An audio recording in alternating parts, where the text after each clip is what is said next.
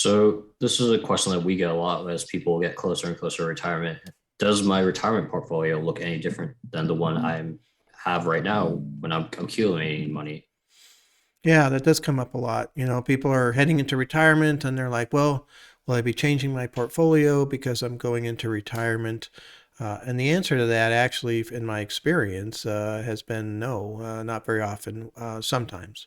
Uh, Mainly because, the portfolios are generally driven by two things: what the financial plan says they need to have to accomplish their life all the way through, which is 90 to 100 years old, and so that, if that comes out at 60% or 40 or 50 or whatever it is percent stock, that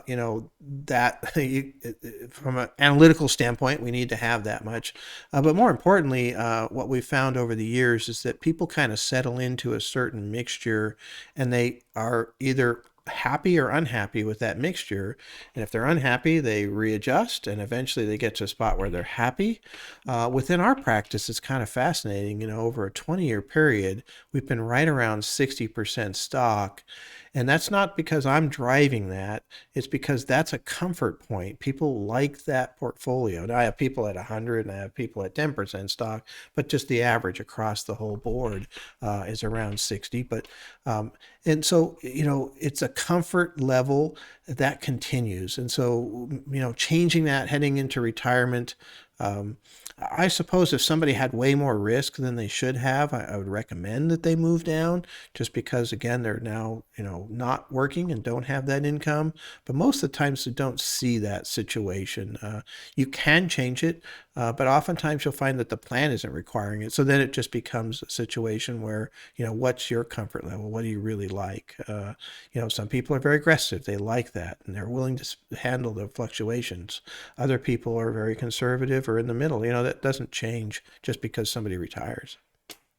Yeah, and you just have to remember, though you're starting retirement, your portfolio still has to last till your rest of your life, which could be another 20, 30, 40 plus years. Yeah. And so if you become too conservative, you could really, as you get older and older, have a higher chance of running out of money. Yeah, that's right. Yeah, that's I've said this before, but the most difficult challenge of financial planning is longevity. And just, making sure you have enough money for the long term, because inflation does happen like we're seeing right now. Usually isn't this high, but it does happen and things cost more and more, and the same things you're doing now will cost more at some point, and it just sort of creeps up on you. So got to make sure that you have, enough money to keep that rolling. And that's part of that plan. So yeah, it's generally speaking, I don't see tremendous changes heading through retirement. I'll see changes more having to do with what's going on with the market, or just people's, overall scenario. I have seen changes within couples where, specifically the cases I'm thinking of, it was the man in the relationship was very aggressive and the woman was not, but she allowed him to do what he was doing. It was his main job. And then when he passes away, she'll talk to me and says, I'm not that aggressive.